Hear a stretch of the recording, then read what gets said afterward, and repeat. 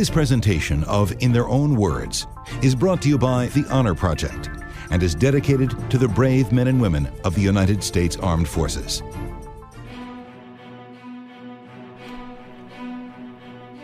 This is the tale of two American pilots of the Second World War, one a fighter ace in Burma and the other a bomber pilot in Europe. Both men were engaging characters with very unique wartime experiences. In the late spring and summer of 1941, months before the Pearl Harbor attack would bring the United States into the war, General Claire Chennault began organizing a team of American pilots to fly for China. The Chinese needed pilots and planes in their fight against the Japanese. Chennault had the blessing of President Franklin Roosevelt to hire Army, Navy, and Marine Corps aviators to fly the Curtiss-Wright P-40 Warhawk. This collection of pilots, mechanics, and support personnel was called the American Volunteer Group, or AVG, but they're better remembered as the Flying Tigers. 23-year-old R.T. Smith was one of those swashbuckling pilots who accepted Chennault's offer to get into the war as fast as he could. When I talked to Smith a number of years ago, you could still feel his fondness for those days. He was a great pilot and just as good a storyteller. Well, let's start with how you got into the AVG. How did that come about? Well, I was in the Army Air Corps at the time. I had been commissioned to second lieutenant after going through the Army Air Corps flying training program. And I was commissioned second lieutenant, and they sent me back to Randolph Field, which was the training base for the basic phase of flying training in the Air Corps. And I had been back there as an instructor for a year when in June of 1941, I happened to see a little article in Time magazine that told of a bunch of Army and Navy and Marine Corps pilots who were being allowed to resign their commissions in order to go to China and fight the Japanese on behalf of the Chinese. And I thought that sounded like a lot more fun than being an instructor, and so I dug around a little bit and found out who to contact in Washington, where they were sort of setting this up. And eventually, a week or so later, a man came down and he recruited 4 or 5 different people from the San Antonio area where I was. And I was one of them, and signed up to go into this thing that was being called the American Volunteer Group. And it was strictly a case of having to go over as civilian pilots, because this was, of course, long before Pearl Harbor, and the United States was not at war with anybody. But we had to resign our commissions in order to be civilians to go over. But all of us came from the military, and we went over on regular U.S. passports that said nothing about our military background or anything. But they wound up recruiting 100 pilots from the various branches of the service, and about 175 ground crew people to maintain the airplanes that we were going to fly. And it turned out that the Chinese were being allowed to buy 100 P-40 airplanes, and those are the ones that we ultimately flew.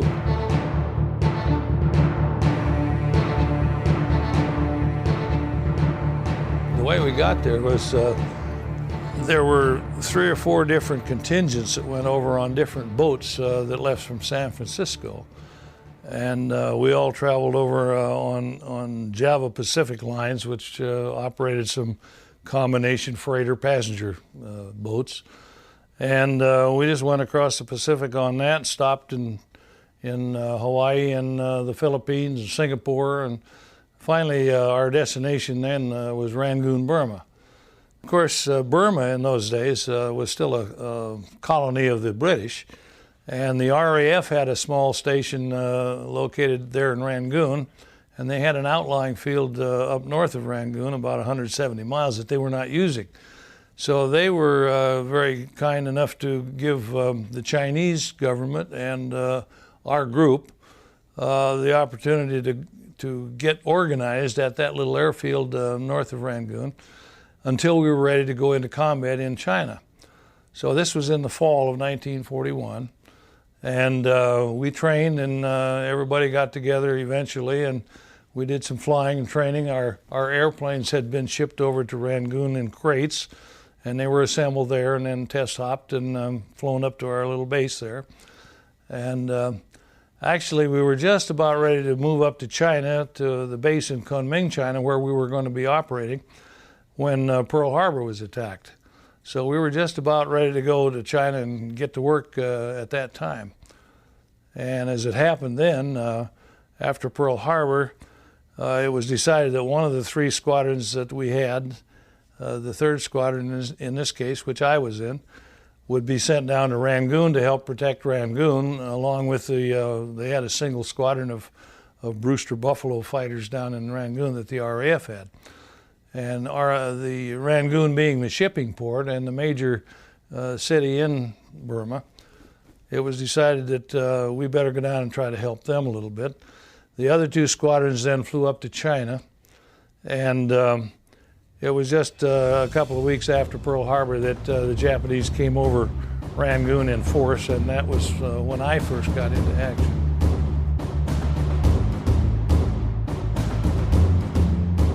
In our training in Toungoo, our commanding officer, General Chenault, actually we called him Colonel. He was an honorary colonel, and he was the advisor to the Chinese Air Force. And he was an American pilot who had retired from the service and gone over to China. But Chenault had been in China quite some time before the AVG was formed. And in our training in Toungoo, he stressed the fact that the Japanese planes were much more maneuverable than the P-40, and that they could outclimb us and outturn us. So we had to use different tactics. And the idea was that we had a little bit better top speed, a little more top speed than the Japanese planes, and we had a little better firepower. Our airplanes were protected better than the Japanese fighters. We had armor plate and they didn't, and we had self-sealing fuel tanks and they didn't. So we had some advantages and some disadvantages, and the whole idea was when we tangled with Japanese fighters, we were to try to get a shot at them and then dive away before they could turn and get on our tail, and then come back and get some altitude and come back and have another crack at them. Of course, attacking their bombers was a different thing because the bombers didn't maneuver. They stayed in formation all the time. And the idea there was to get in behind them and just shoot the hell out of them if you could. Of course, they were always flying in a close formation, and there were always lots of them. And they had gunners in those bombers, of course, all shooting back at you. So it made it kind of an interesting situation. But basically, the strange thing about the AVG gang was that very few of us had ever flown fighters or P-40s in the States before we got over to Burma, and very few had had any aerial gunnery training. And this meant that the first aerial targets that we were shooting at were Japanese airplanes, not a training towed sleeve or anything like that, which was the normal thing. So this was sort of the ultimate in on-the-job training. Once we got into combat, well, we were shooting at the real thing. And on the first go-around, the first raid that came over Rangoon was on the 23rd of December, and we had 14 P-40s that we got up against the Japanese, and they came over with, I think it was 54 twin-engine bombers in two different big waves, and about 30 single-engine fighters behind them. And we tore into them, and they tore into us, and it got to be quite a hairy battle. We wound up on that particular occasion, as I recall, shooting down about 9 or 10 Japanese planes, and they shot down 3 of ours, and 2 of our pilots were killed, and the other guy was able to bail out, and he got down okay. And that was the first raid. And then they came back 2 days later on Christmas Day with even more bombers. This time they had about 70 twin-engine bombers and about 40 fighters. And on that occasion, we were only able to get up about, I think it was 13 P-40s. And that day we really lit into them. By that time we felt a little more confident in our own ability and in the capabilities of the P-40. And we'd had one shot at them before. And on the 25th rather, the Christmas Day raid, we wound up shooting down about 20 Japanese bombers and fighters combined. And on that one we lost only 2 airplanes, and both pilots managed to survive. They had to belly land in the rice paddies, but they came out of it all right. Nice Christmas present. Yeah. So that's the way it went over there. The Japanese always outnumbered us, and if we hadn't had the good airplane that we did in the P-40 and the training and the tactics that we'd had from Chenault, we wouldn't have done near as well as we did, I guess. R.T. Smith and his fellow aviators in the Flying Tigers were battle testing the new Curtiss P-40s. What they learned in their life and death dogfights made its way back to the engineers at the Curtiss Aircraft Company, who did what they could to make the P-40 even more lethal. Well, the model that we had to start with, we had the B or C model. They had 2 30 caliber machine guns in each wing and 2 50 caliber machine guns in the nose firing through the prop. And that was pretty good armament. But later on in the spring of 42, we were able to get some later model P-40s that had 3 50 caliber guns in each wing. And that was much better, of course. What runs through your mind when I first see these Japanese Zeros or Zeeks or whatever they were coming at you? Well, I guess the obvious thing is, first of all, you're scared. I think most guys admit that they have some butterflies, all right. There's a tremendous rush of adrenaline. I guess that also is common. But you're up there to do a job, and you know it's either going to be you or them. And you try to get in the first shot if you can, and if not, you try to get away. And and you're so busy. The flying part of it is your hands are so busy, your feet are busy, and you keep having to look around all the time to make sure somebody isn't sneaking up behind to shoot you down. And it's just a very busy situation. It's one of those things that when you first spot them, you feel like, oh boy, what am I doing up here? But after you get into it, why, it's like anything else. You start working at it, and things usually go pretty well. Now, the AVG had a phenomenal victory ratio in terms of number of enemy planes shot down to the number of P-40s. Mm-hmm. What was that ratio, and what do you attribute that to? Well, in the first place, that ratio is kind of misleading, I think. I've seen a lot of things where it said we only lost 4 pilots. We shot down nearly 300 Japanese planes, not just in the air but on the ground. Destroyed a lot of them on the ground too in strafing. But it's true that only 4 of our pilots were shot down and killed in air-to-air combat. But we lost half a dozen in strafing raids where they were shot down by ground fire and either crashed or bailed out and were captured. And we lost a lot of them in training accidents even before we got into combat. But actually we lost, I think it was 22 pilots that were killed in one way or another. And most of those, as I say, were not due to enemy air-to-air fighting. Now you asked me, to what do I attribute that? Number one, I think, generally speaking, I think our pilots were better than they were. Number two, the P-40 could take a lot more punishment than the Japanese airplanes. As I mentioned earlier, they had armor plate to protect the pilot and self-sealing gas tanks, and the Japanese didn't. So if you got a good burst of fire into one of the Japanese fighters, you could pretty well figure that he's going to catch fire. And that didn't apply to us. And we had a number of guys that were shot down and bailed out successfully after the airplane was crippled. But I think a combination of our airplanes and our tactics and the fact that I believe our pilots were better than they were. The Chinese government was paying bonuses, or what was that arrangement? That it was rather lucrative to be a part of the AVG? We were told when we signed up to go into the AVG that in addition to the regular salary that they agreed to pay us, which in most cases was $600 a month, that we would get a bonus of $500 for every Japanese plane that was shot down. Now, that was not in our contract, in our written contract, but we were told that that would happen. And as it turned out, that did happen. They did pay the bonus of $500 for each Japanese that was confirmed shot down. And I got mine in two different checks, one of them for $2,500 and the other one for $2,000. So for 9 airplanes. And so I was pretty rich when I got home.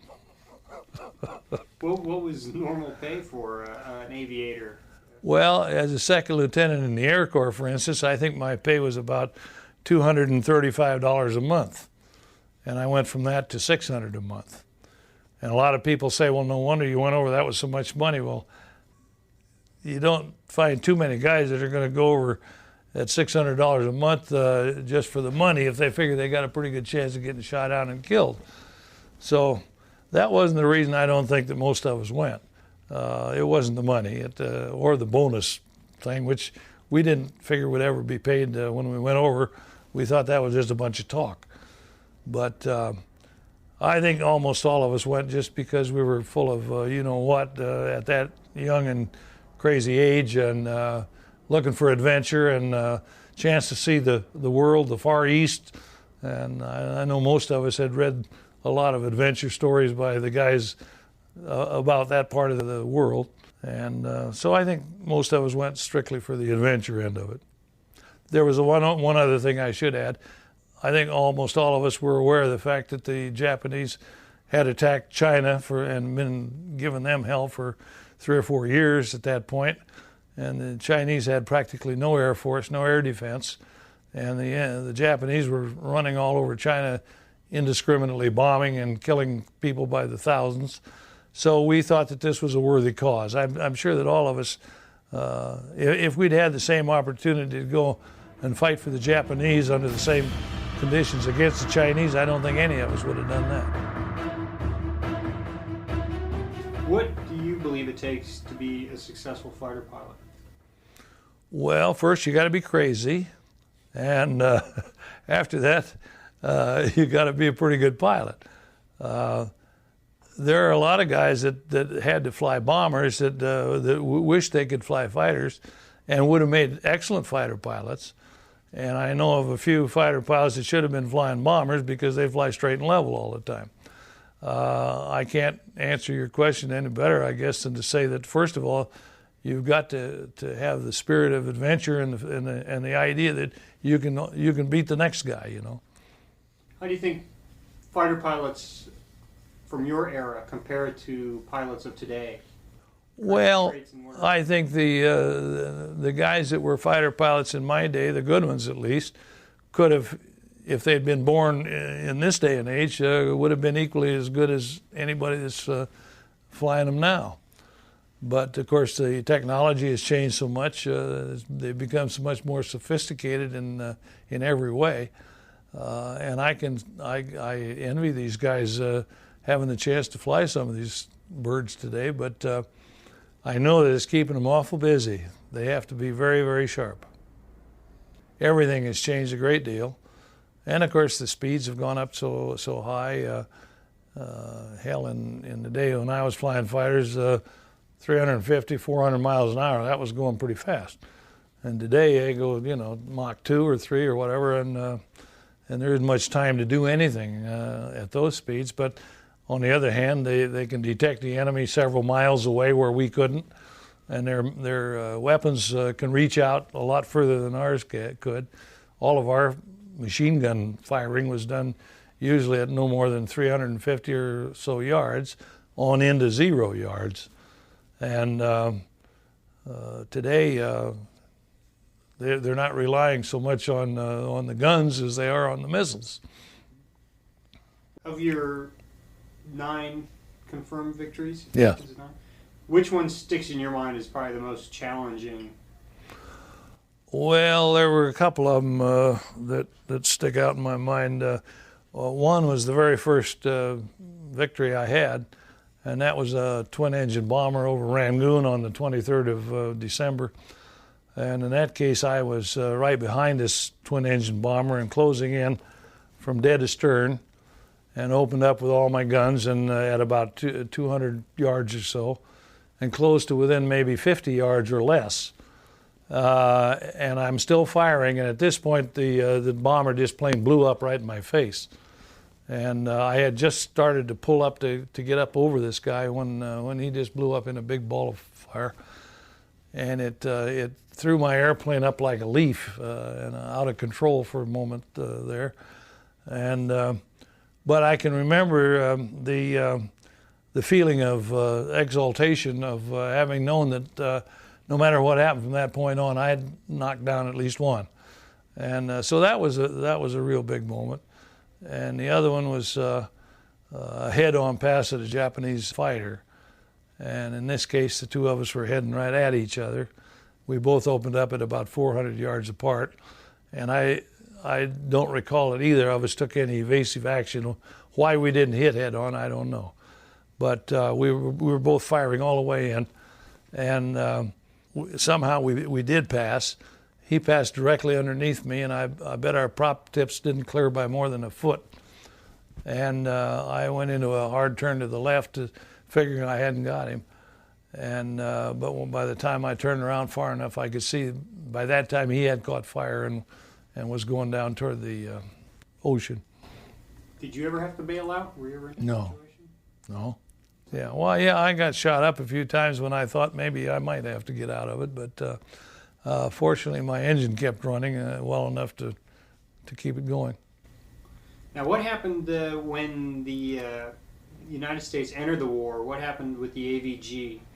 Well, we kept operating as a separate entity, just as we had been designed to do after the U.S. got into the war. But it was decided fairly early after the first of the year of 1942 that this wouldn't work for too long a time. Having a bunch of civilian pilots, even though we were ex-military, when the Air Corps started bringing people in, and they knew that they would have to bring a lot of people in, it was decided that at that time that our group would have to be disbanded. And they settled on the date of the 4th of July of 1942 as the date that we would be officially disbanded, at which point the Air Corps would have a few P-40s of their own up there. They would take over our old airplanes and have more people and all that coming in. And the Air Corps recommissioned Chennault as a brigadier general while we were still in the AVG. And then when the AVG was disbanded and the Air Corps took over, he took over as commander of the 23rd Fighter Group of something they called at that time the China Air Task Force. And then about 8 or 9 months later, the Air Task Force became part of the 14th Air Force, and Chennault was promoted to Major General, and he was in command then of the 14th Air Force also. Now, we were offered commissions to stay over if we wanted to, or in fact, they wanted us to stay on. But they didn't. They wouldn't agree to giving us any leave or any time off or anything, and we didn't have to stay, of course. And we had fulfilled our contracts and all. So most of us decided we'd get back to the States, play around a little bit, and then go back into the service that we'd been in before we left. And that's what I did, and that's what most of us did. There were, I think, 5 of the pilots did accept commissions and stayed on over there after the 4th of July, and 15 or 20 of our ground crew guys took ratings over there and were sworn into the Air Corps. And most of us, I say, came home, and I went back into the Air Corps. I was recommissioned in the Air Corps, and then later in late 43 and early 44, I went back as a major in the Air Corps back to India and Burma on a second combat tour. So how did the famous Flying Tigers get that nickname? And is that fierce-looking nose art the gaping maw of a tiger or a shark? The teeth. Now, I've heard that those aren't tiger teeth, they're shark's teeth. They are shark's teeth, and they had nothing to do with the name Flying Tigers. I get asked that quite often, how we got the name. First of all, before we were called the Flying Tigers, one of our guys, while we were training at this little base in north of Rangoon, one of our guys saw a picture in a British newspaper that showed a picture of a P-40 in the desert in Africa that had a shark's mouth painted on it. And he thought that looked pretty good, and so he went out and onto his airplane, and we each had our own individual P-40. So he went out to his plane one day and with chalk made the markings to draw the teeth and the lips and stuff. And he made a shark's mouth on his, painted it the way he thought it should be. And then he went over to Chenault's office that same day, I guess, and said, "Colonel, how about coming out and taking a look at my airplane?" Chenault went out and took a look at it. He said, "Say, that looks pretty good." He said, "Let's do them all that way." So we did. Now, I've had a lot of people say, "Well, is that because you thought the Japanese were so scared of sharks that, this would terrify them when they saw that?" And we had no thought of that, and it wasn't even original. We copied it from a British airplane that was marked that way, but we did all of ours that way. Okay, that takes care of the shark's mouth. Flying Tigers, the name Flying Tigers was something that we didn't coin. It came about after the first 2 or 3 raids up in China, and they got into it at the same time we did in Rangoon. As a matter of fact, the first raid in Kunming, China was, I think, on the 20th of December, and as opposed to our first raid in Rangoon on the 23rd. But after the first 2 or 3 fights that they had up there, and they did so well and didn't lose any pilots, and they shot down a bunch of Japanese planes. And the Chinese started calling us the Flying Tigers. And they have a particular name that I can't pronounce in Chinese, of course, that says it means Flying Tigers. And in some of their newspaper accounts, and I guess radio accounts and stuff, they started calling the American Volunteer Group pilots Flying Tigers. And then, of course, our own press picked it up, and it went from there. But that was strictly, the idea was the Chinese to call us that.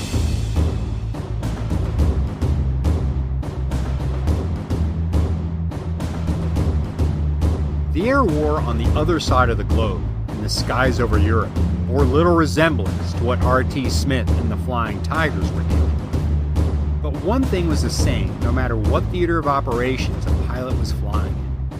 Victory was about skilled airmen pushing themselves and their aircraft to the absolute limit.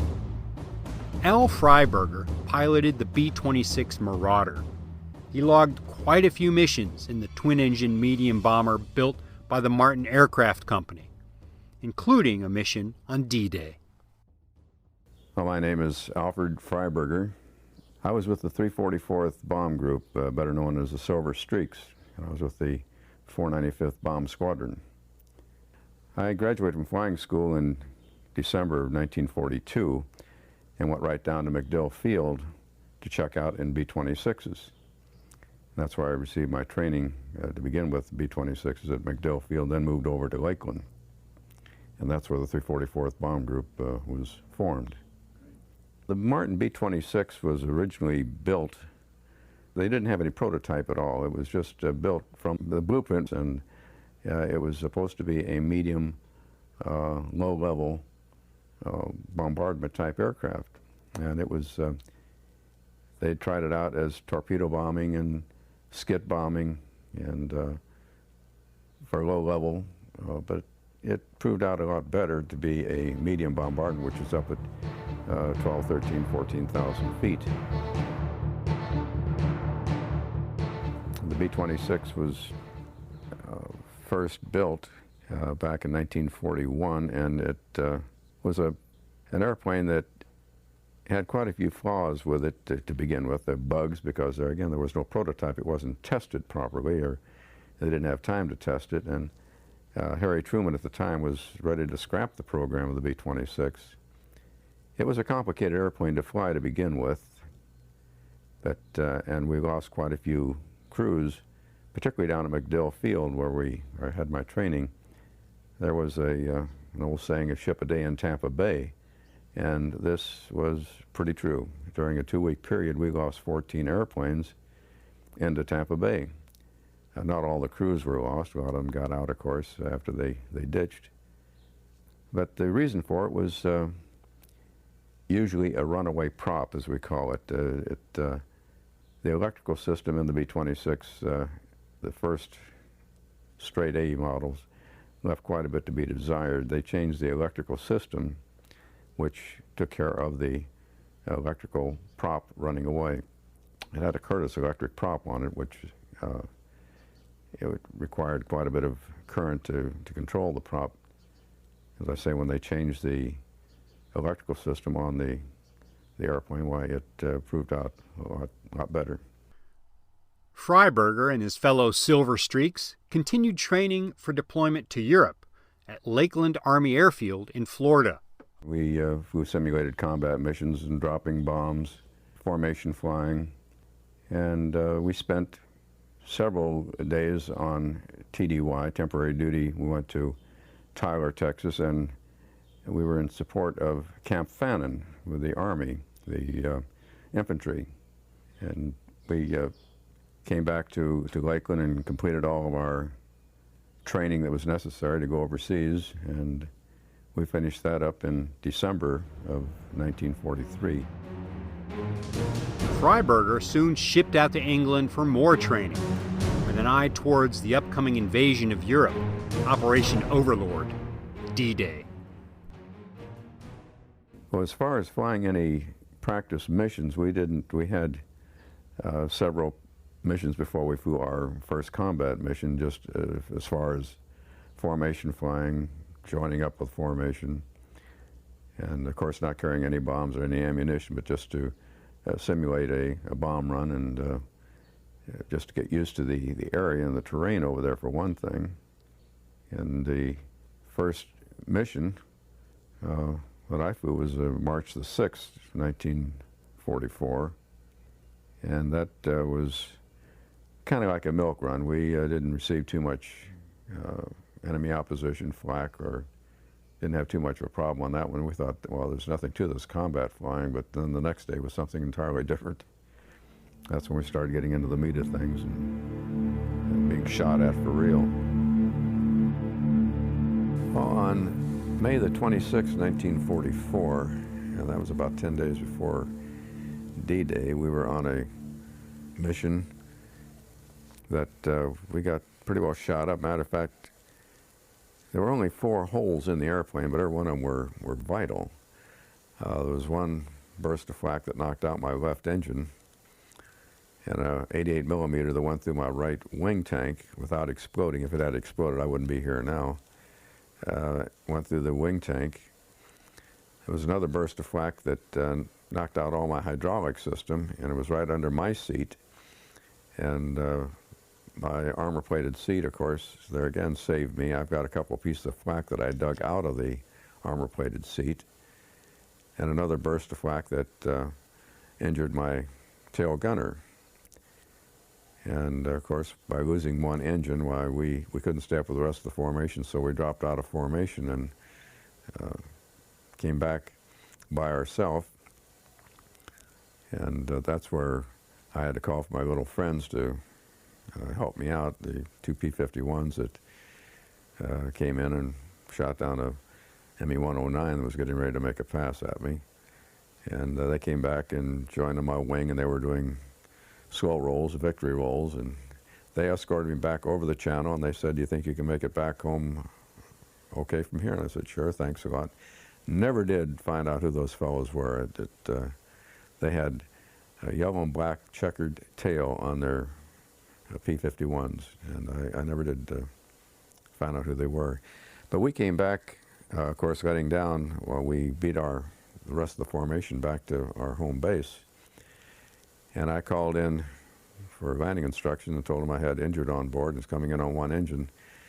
And they told me that they didn't want me to mess up the runway at Stansted to take my make my landing over at Great Dunmow, which is another B-26 field close by. And so I broke off my approach into Stansted and went over to Dunmow and called in for landing instructions, and they told me to pick any runway I wanted, come on in. And because of the hydraulic system being shot out, my main gear, to try and drop the main gear, the landing gear would come down and lock, but the nose wheel wouldn't go down and lock.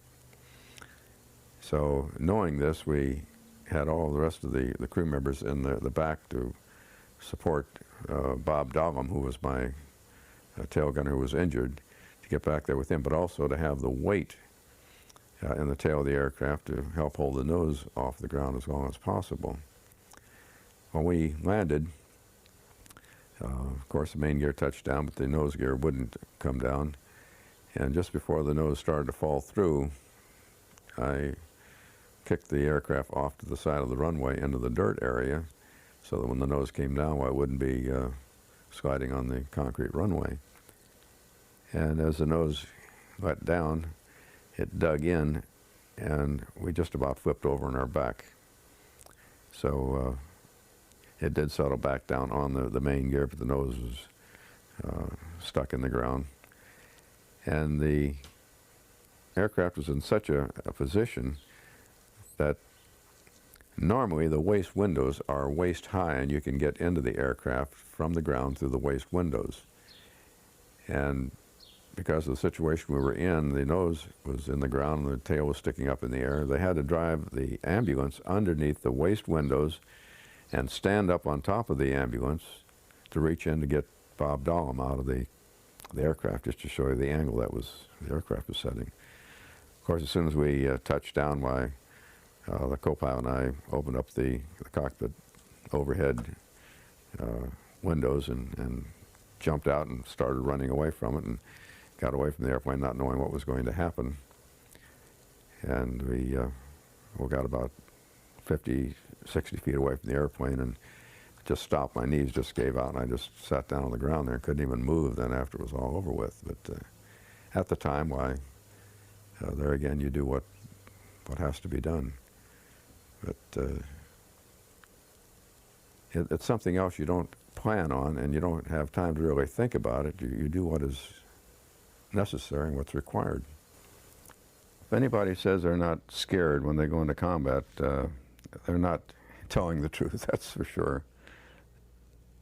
It's like going into a football game. You're for the football game while you're nervous, but once you get into the game and you're flying the combat mission and flying in formation, you really don't have too much time to be scared or frightened, but you're concerned more about staying in formation and flying the airplane and flying the mission as briefed. And after the mission's over with, why, it's just a matter of, well, I'm glad that's over with, and kind of relax. It was better to be busy instead of being able to sit around and thinking about what has happened, what could happen, what might happen. What type of targets were you mainly going for before D-Day? I think most of our missions were in France and in Holland. I didn't get into any missions into Germany while I was in England.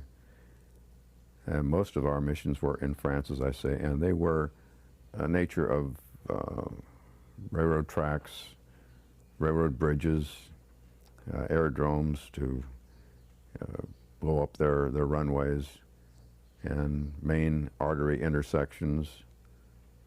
So we pretty well saturated, we thought anyway, that we'd saturated most of France, but it turned out there was still a lot to be accomplished after D-Day started. Freiburger's B-26 crew knew the Normandy invasion was imminent, but the exact date remained a closely guarded secret. We really didn't have any idea that, or at least I didn't have any idea that the D-Day was so close at hand. Of course, we knew that something was bound to give pretty soon, that the invasion was going to start, but it's one of those things, well, that's going to be in the future sometime. But it came along pretty fast.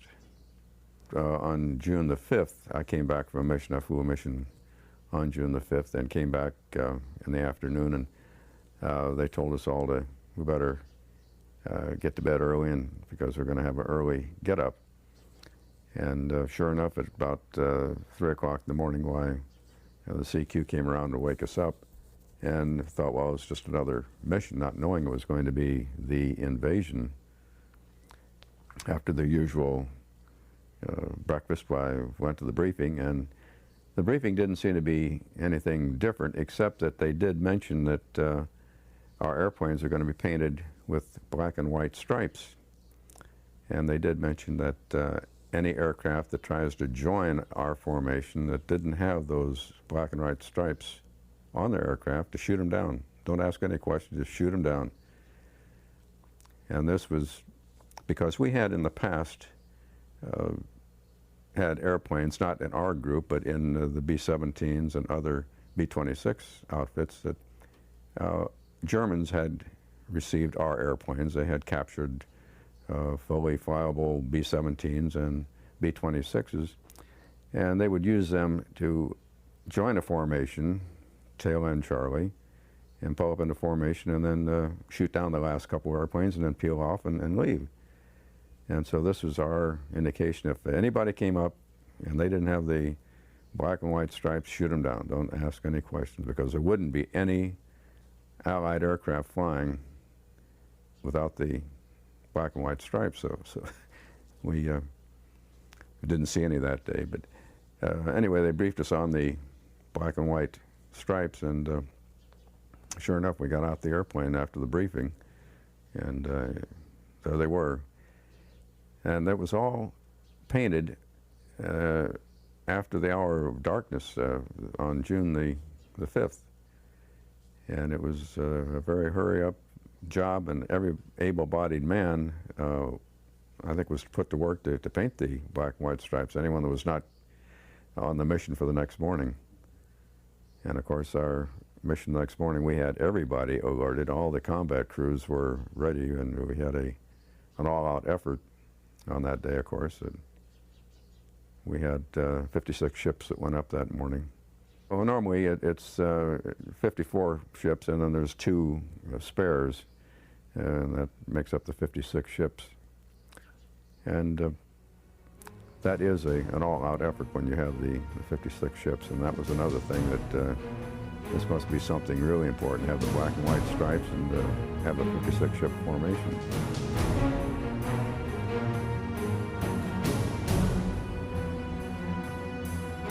We took off in the morning. We got airborne about a little after 4, and our mission was, of course, to hit the beachhead, or Normandy Beach, and we had to do it in visual contact with the ground. Well, the weather was still bad. It was rainy and drizzly when we got on the aircraft that morning, and when we took off, visibility was still pretty bad. And going across over the channel, we had to stay below the cloud level, and I was down about 4,000 feet in my position going across the channel. And yes, to see those ships, it was just really something to see. It was a sight that to behold, to see all those battleships and cruisers and landing barges. They were so close together, they could just, you could walk from one to the other. They were that close. And it was very impressive, yes. Our group led the first invasion mission. We were the leaders going over the beach that day, and our target time was at 6:10, and we dropped our bombs at 6:10 in the morning. And the Silver Streaks, our group, led the mission that day. We were not briefed as far as the name of the beach per se. We just had a target that we were supposed to be hitting. And it was in very close support with the landing barges and the troops that are coming ashore from the landing crafts. As a matter of fact, I was still over the water when I released my bombs, just over the shoreline. And the ships ahead of us, the aircraft ahead of us, dropping their bombs. When I arrived over the shoreline, at that time there were a lot of debris coming up from the bombs that were ahead of us. And I think I saw everything from the kitchen sink right on down go through the formation there that coming up at us. It was, surprisingly though, I had very few holes damage to my aircraft. We left the area, and of course, as soon as we dropped our bombs, we made an immediate right turn to get out of the way of other aircraft coming in behind us, and went back to, I was stationed at Bishop Stortford at Stansted. Right now, Stansted is one of the 3 major airports in London, the London area. And I was briefed to stand by for another mission as soon as I got back. We got back about 8 o'clock in the morning, and I flew another mission in the afternoon in the same general area, only it was Amiens, which is a town further inland from the coast. And did it present any problems for you having to fly at such a lower level when you made the first beach run?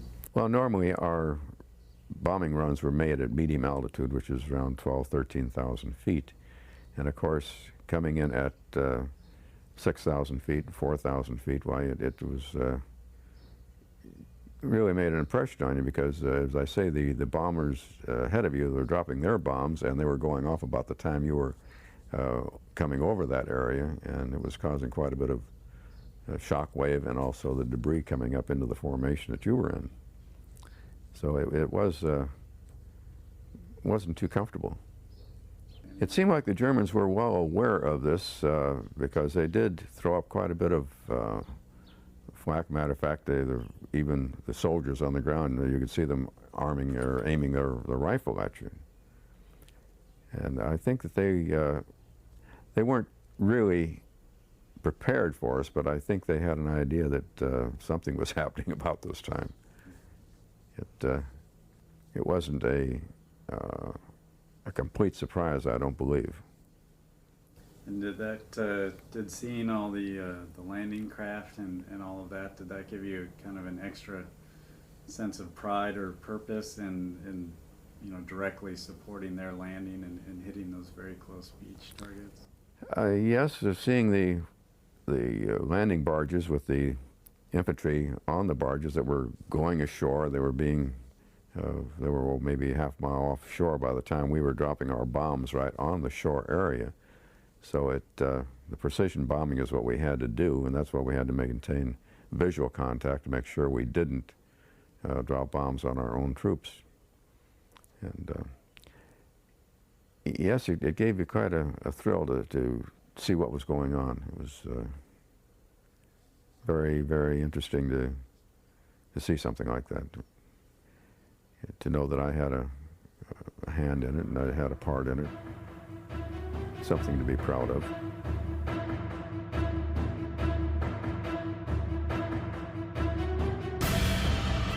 On D-Day, I didn't see any German aircraft at all.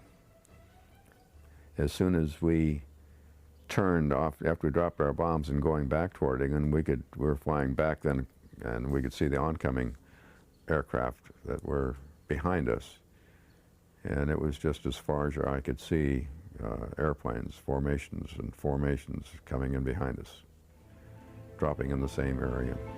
With the busy fall season just around the corner, you might be looking for wholesome, convenient meals for jam-packed days. Factor, America's #1 ready-to-eat meal kit, can help you fuel up fast with chef-prepared, dietitian-approved, ready-to-eat meals delivered straight to your door. You'll save time, eat well, and stay on track with your healthy lifestyle. Too busy with your end-of-summer goals to cook but want to make sure you're eating well? With Factor, skip the extra trip to the grocery store and the chopping, prepping, and cleaning up too, while still getting the flavor and nutritional quality you need.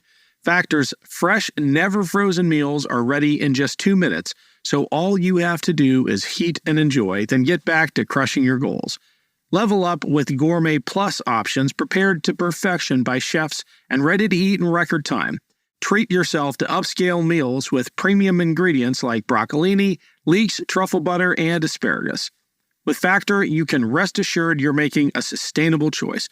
We offset 100% of our delivery emissions, source 100% renewable electricity for our production sites and offices, and feature sustainably sourced seafood in our meals. This August, get Factor and enjoy eating well without the hassle. Simply choose your meals and enjoy fresh, flavor-packed meals delivered to your door, ready in just 2 minutes, no prep, no mess. Head to factormeals.com/warriors50 and use code warriors50 to get 50% off.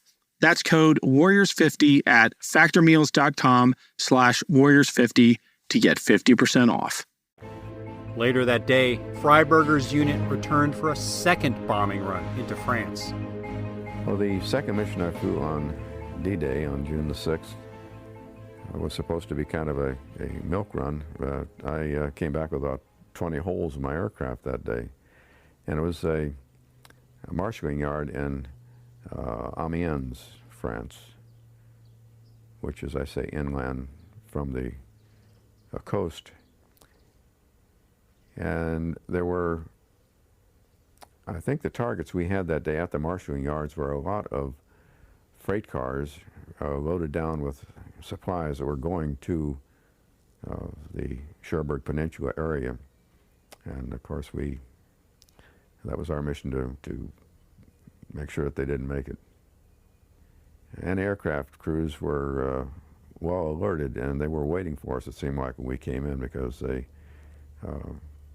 really had us pinned down with a barrage of flak.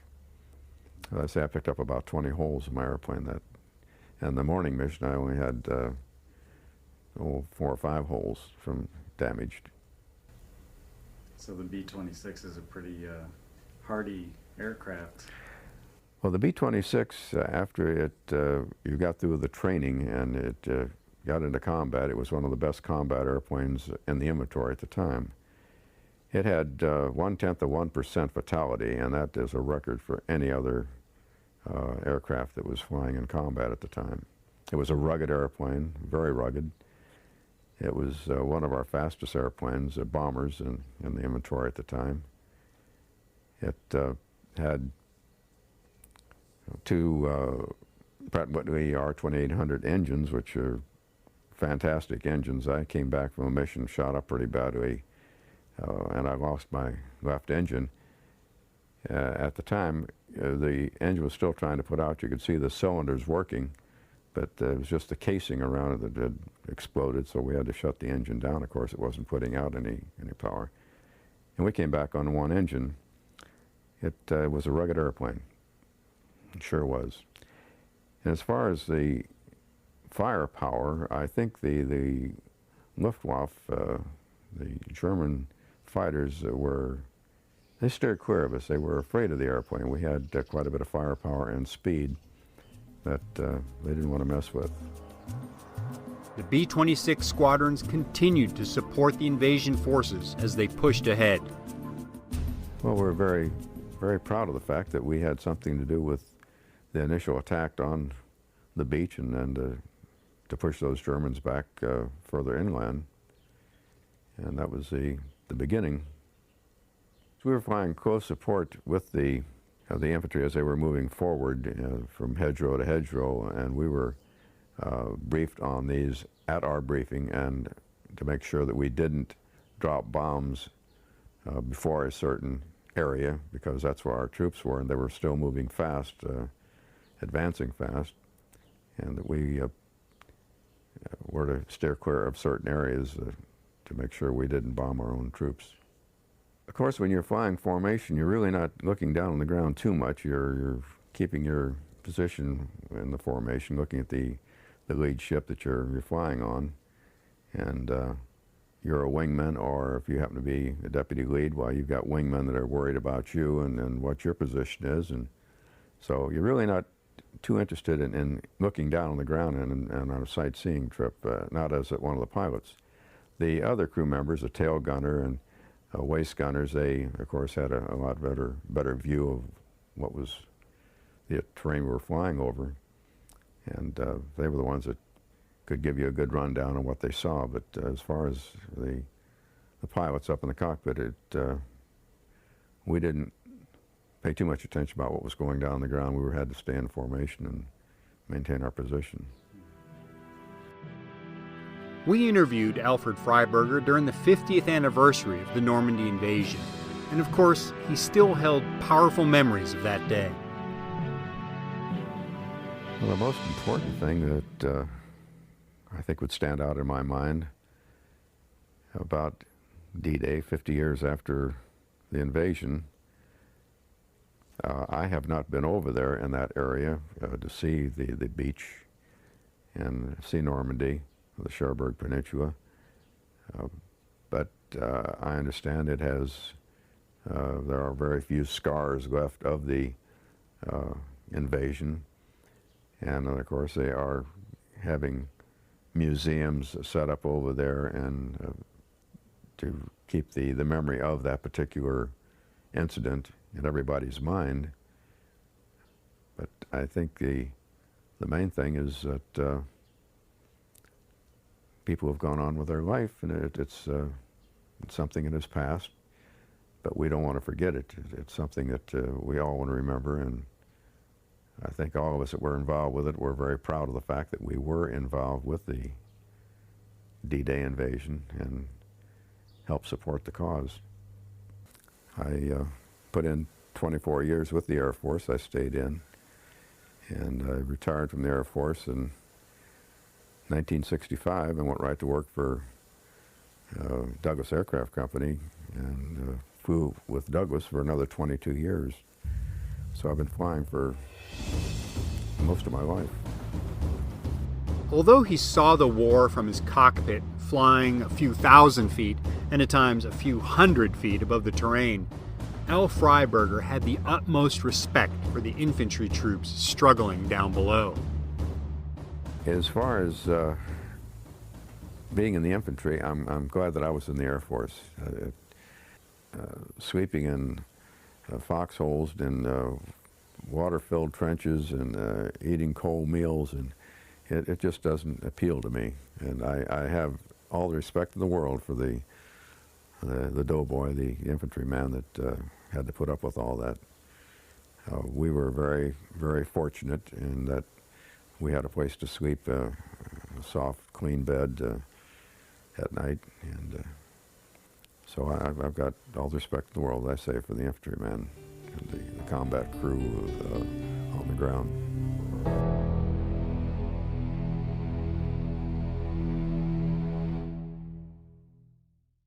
Hello, this is Gary Chahot welcoming you to check out the French History Podcast. Our main show covers the history of France from the first humans until present. If you liked Mike Duncan's The History of Rome and wanted a similar program covering the land of beauty, culture, and love, we are exactly that.